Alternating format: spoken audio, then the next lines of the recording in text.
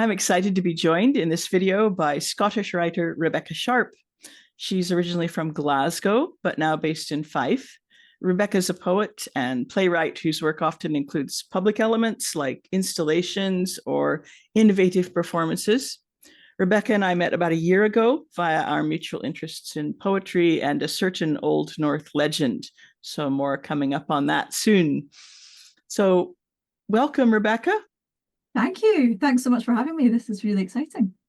I guess we could start with poetry. Did you aspire to be a poet when you were young? I think I did, but I didn't know what that meant. So, I mean, when I was a really wee child, I do remember writing in notebooks very clearly, poetry and stories and little drawings, but I didn't know what it meant to be a writer. But looking back, it was fairly clear that's where I was headed.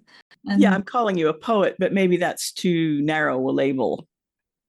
I'm using it more now. Yeah, I'm leaning into that a lot more. I've kind of danced around, we dance around our identities and the language we prefer to use. But I mean, I studied theatre at Glasgow Uni, and so my early work was in theatre and performance, and I've come back to it. I mean, I'm still making performance work, as you know, but in between, I've made a lot of poetry and more recently poetry for publication, not necessarily performance. So yeah, I'm using poet more, but I usually say poet, playwright, interdisciplinary artist, and that's a bit of a mouthful, but it kind of covers everything.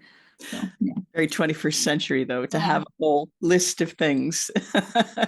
I think, well, we kind of have to do that, don't we? You have to have several things almost on the go to make it work these days.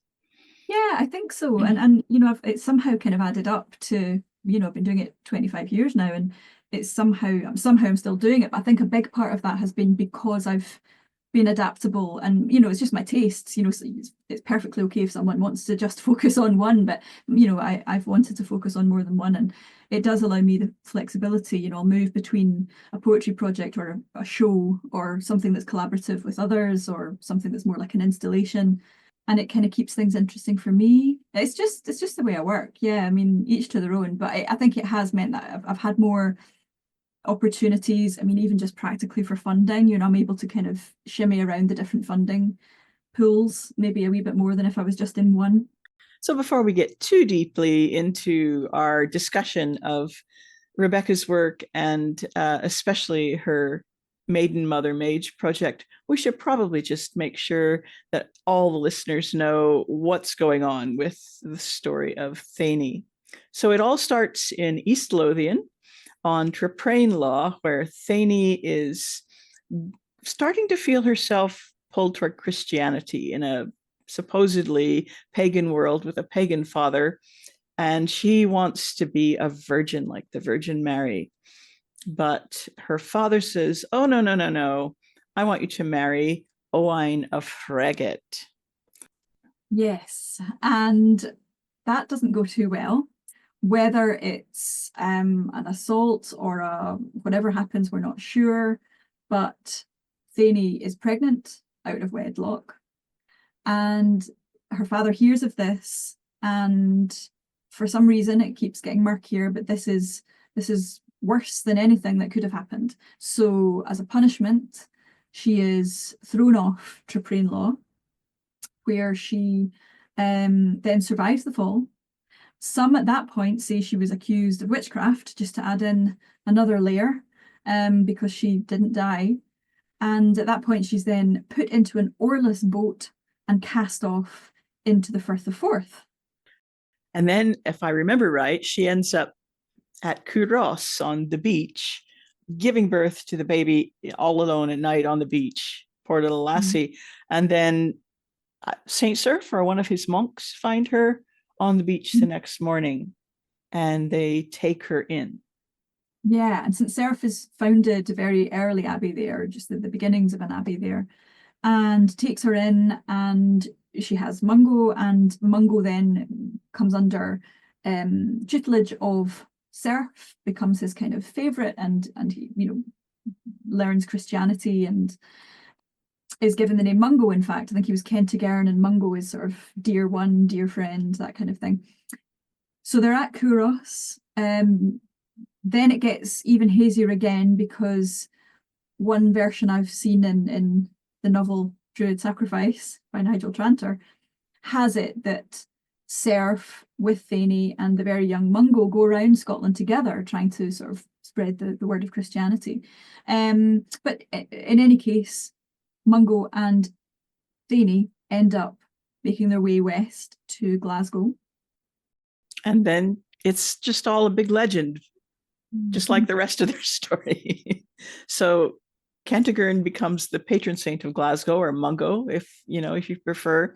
And Thaney has a holy well and all that, but we're going to tell you about that soon. So that's just to give you an idea of what we're on about as we ramble our way through this discussion. So you've got a performance project coming up soon, which is about Thaney, or Denu, or Tenu, or Saint Enoch, or whatever we want to call her, the daughter of Loth of Lothian, who eventually comes to be known as Saint Enoch. And you brought along some video clips of a rehearsal. So perhaps you can give us a quick what, when, and where about the project, just so people know what we're talking about, and then maybe introduce your first video clip, if you would. Yeah, sure. The project, the performance is called Maiden, Mother, Mage. And it's sort of a version of a life story of Thaney. So I use the name Thaney for her most commonly. It's a site-specific performance that I've made for Couros Abbey in Fife. And then it's happening at Couros Abbey in July 17th to the 19th this year. And then it's going to Glasgow Cathedral for one performance in September, which is part of Glasgow Cathedral Festival. But it's performed by actors. It's in 3 sort of interweaving monologues. So Maiden is portrayed by Israela Efomi, and that's when we meet Thaney just after she's been violently exiled from Traprain at about the age of 17. And then the mother section, which is played by Taylor Dyson, and that's when she's at Couros. And then the Mage section is by the time she reaches Glasgow, and that's portrayed by Fletcher Mathers. There's also a score, original score, composed by Alex South, and he'll also be performing live. So he works with a lot of field recordings and sort of electronics, and then he plays various clarinets. So he'll be playing acoustically in the space as well. And we've had original artwork as well made by artist Francis Law, because we realised an important part of the project was to give Thaney sort of new iconography, because as we'll see, all of her iconography is mostly from the Christian narrative. So we thought there's an opportunity here to give her a slightly different angle on her imagery. So that's been achieved beautifully by Francis Law. And the book will also be published in July of the text. And the clip, the first clip, I think is going to be from the Maiden section. And this is where she's kind of talking about what it has meant for her to leave Traprain and what she kind of finds of herself when she hits the ground and discovers another version of her identity. Audience approving, time passing, writing things down, cold comfort. For it doesn't feel like flying. Hill, drum, body, bell. I was then a netted bird, dead on one side and alive on the other. I'm always now. The sky expected me, of course, and the sky expecting too, bending low to meet me where I go. Pine torches on the hilltop. Those were stars, silly. And my Nimbus, just the full moon, reflected on the waves. You told me that was like your first big read through. So I can imagine the final project is going to be really something. And the book coming out too, so people who aren't in Scotland, who can't get to the performance, and you're thinking, well, why am I watching this? There's going to be a book. So when we met, you came along to my Celtic poetry workshop class last summer. Yeah. And I think you said maybe you'd seen some of my videos about Thaney and the Old North. Yeah, it just came at the best time. Last summer was the window that I'd given myself to write Maiden, Mother, Mage. I found out I got the funding in the spring, so I sort of had the summer to write.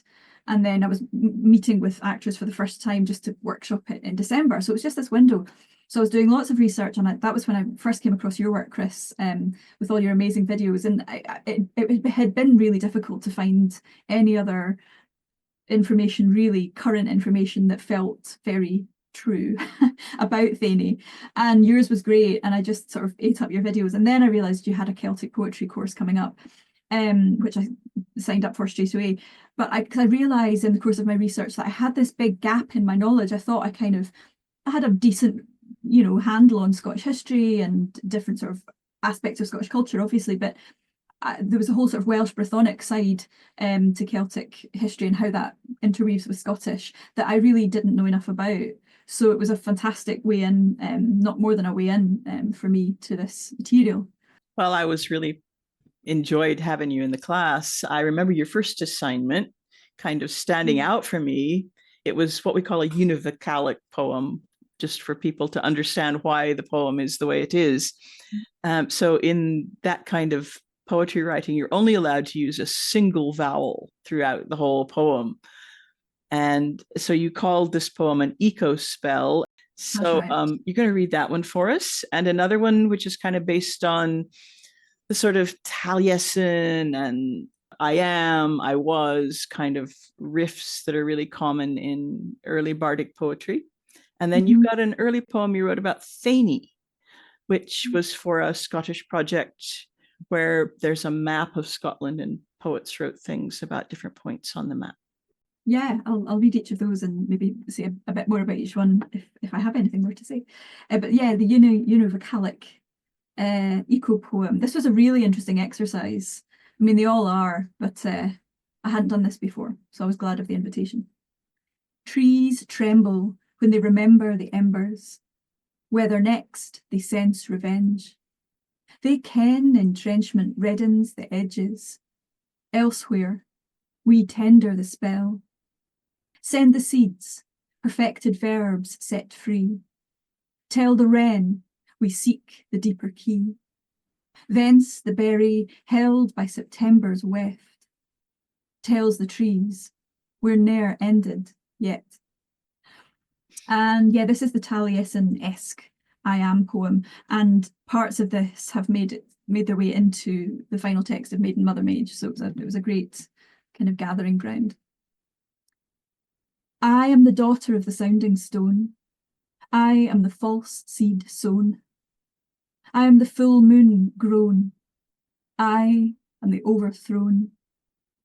I am the thorn in your side. I am the rising tide.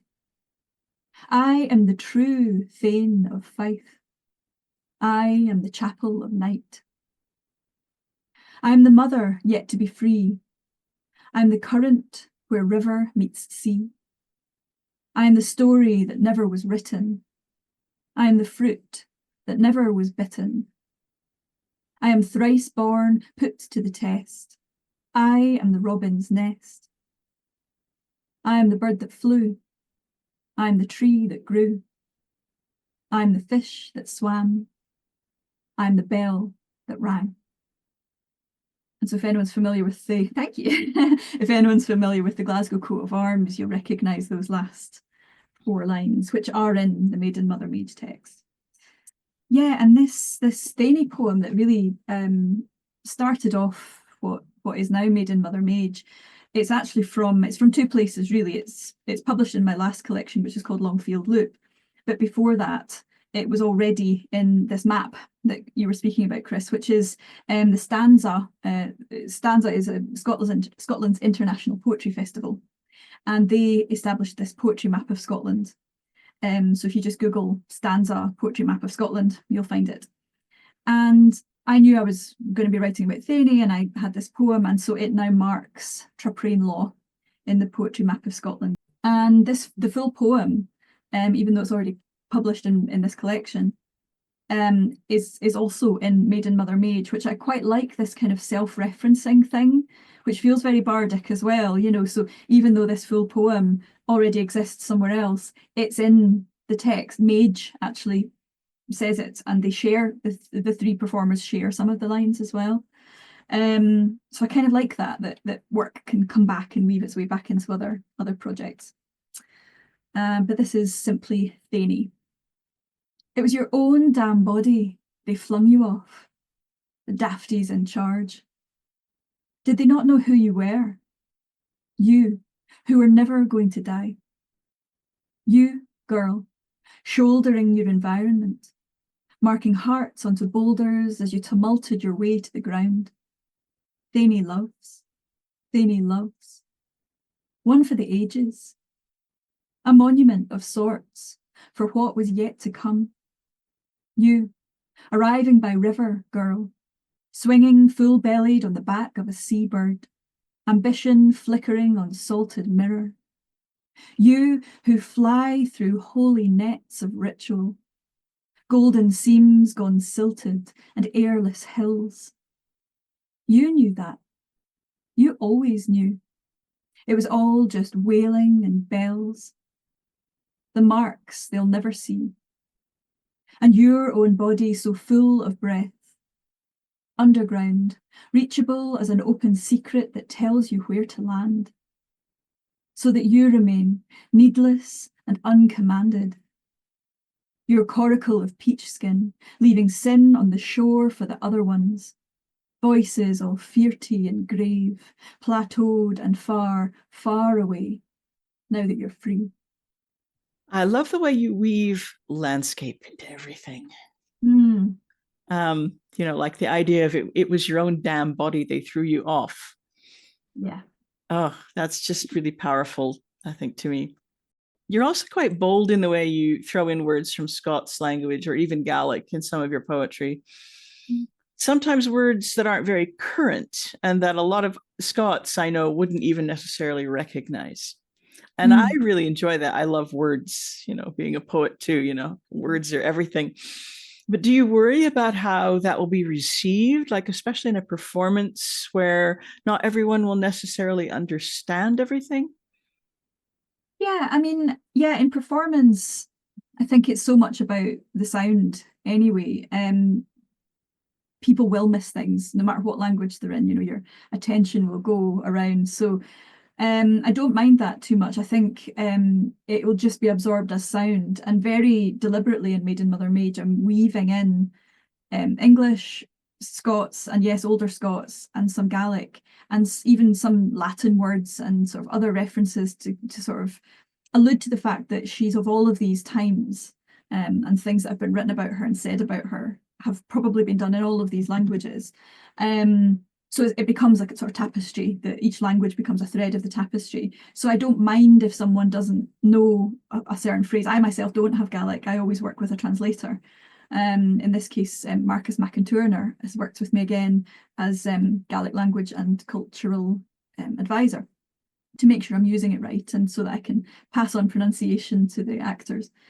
It's just important to me that it's there. I do work with Scots a lot myself, although I don't, as I say, I don't have the Gaelic.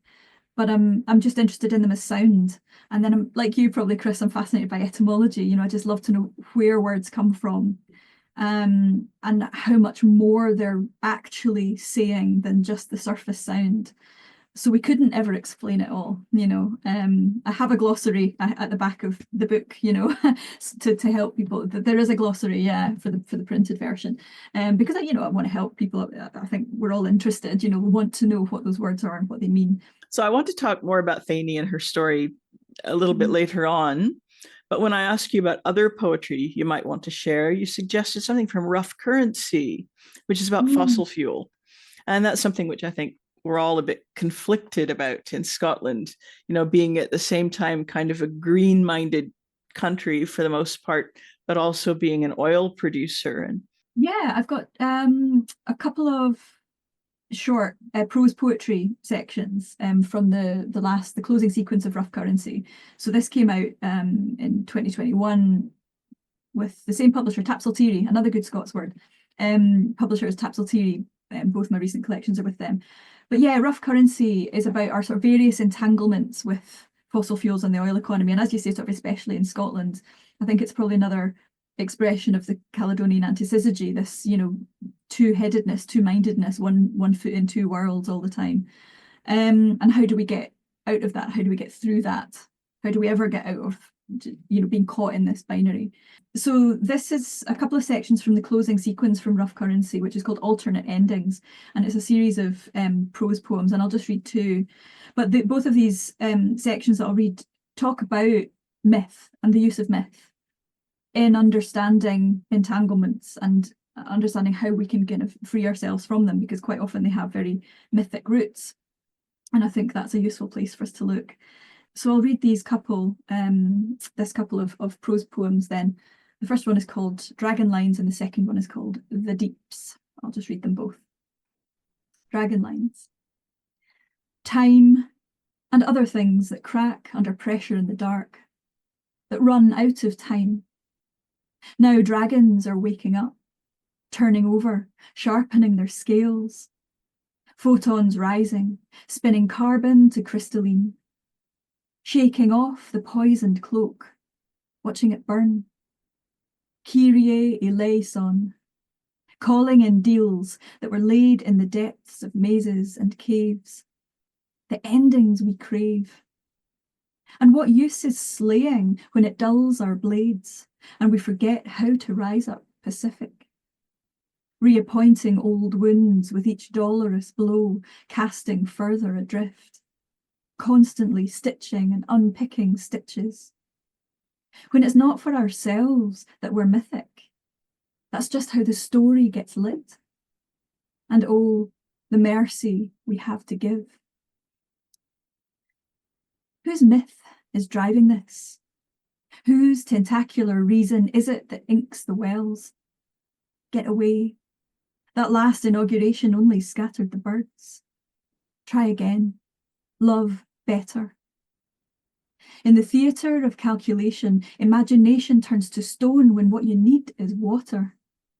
Fish wisdom. A chalice, or better, 9. Get Serpentine, Aquarian, get Galahad, get the whole gang. Invoke the cantrip, West Texas, Intermediate Texas West. Dare to undream. Course correction comes streaming from the deeps. This is what we get. It's really, really hard to be innocent when all we can do is dissolve, circle back. I love that. I love the way you reference myth there, and it's complete fluidity. It's people ask me, what does this myth mean? And that's just like, well, that's not even the right question, really. Is it? What does it mean to you? I suppose might be closer to the right question. Yeah, I loved bringing in a bit of Arthurian stuff there and the dragons. It's like, yeah, I think the dragons are waking up, right? Yeah, but also to me, like the dragons are somehow part of the, where did all this fossil fuel come from in the first place? From like really ancient, something really ancient, Absolutely, you can't mess with that stuff without it coming up and bringing. Yeah, and of course, no myth more fluid than this whole Thaney story.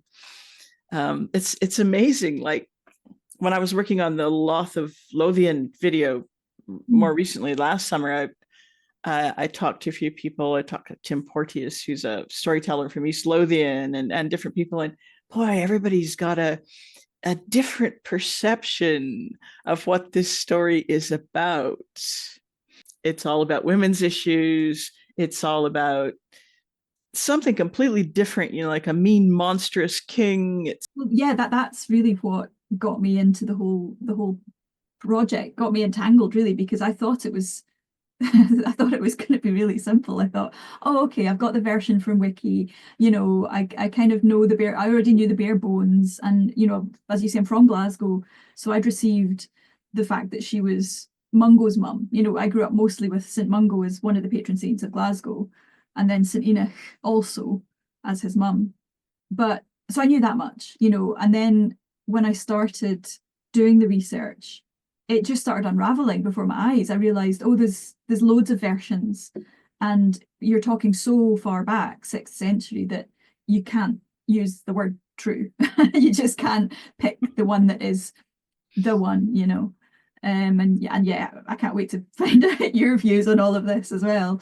Because we've talked about it within my research too, just which one do you pick? And I realized I couldn't pick one.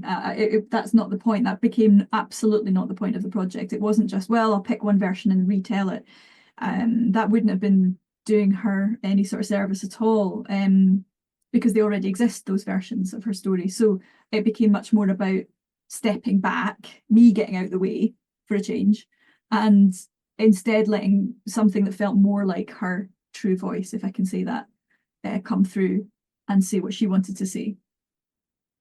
Because she's a sort of archetype that rises during times of unrest and abuses of power, and she's still the Christian saint of protector of abused people, and you know there's power in that. So I sort of wanted to get out of the way and let those kinds of stories come forward. Yeah, I can understand that. I often feel like that when I'm working with these so-called dark age figures, you know, that there's something there that they would love to speak for themselves if only they, you know, they could, when people are suddenly paying so much attention to them again. Yeah, that's it. Yeah, she's having a moment at the minute. Yeah. Yeah, and we're contributing to that. Oh yeah. So this is probably a good point for a break, but the second part of our chat will appear here soon on my YouTube channel, so everybody can watch for that. But before we go, would you like to just remind everyone of the dates and venues for Maiden Mother Mage and how to get tickets? It's July 17th to 19th, 2025 at Kouros Abbey in Fife.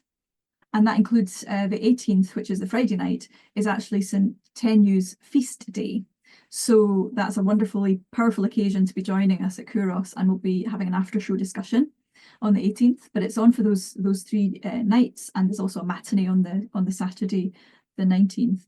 And then there's a bit of a gap, and we have the Glasgow Cathedral performance on the 18th of September. And tickets are on Eventbrite. So you could just go onto Eventbrite and search for Maiden Mother Mage and you'll find it, or via my website, and you'll find Maiden Mother Mage in there. Yeah. Great, thanks. Well, we will join you again in the second video.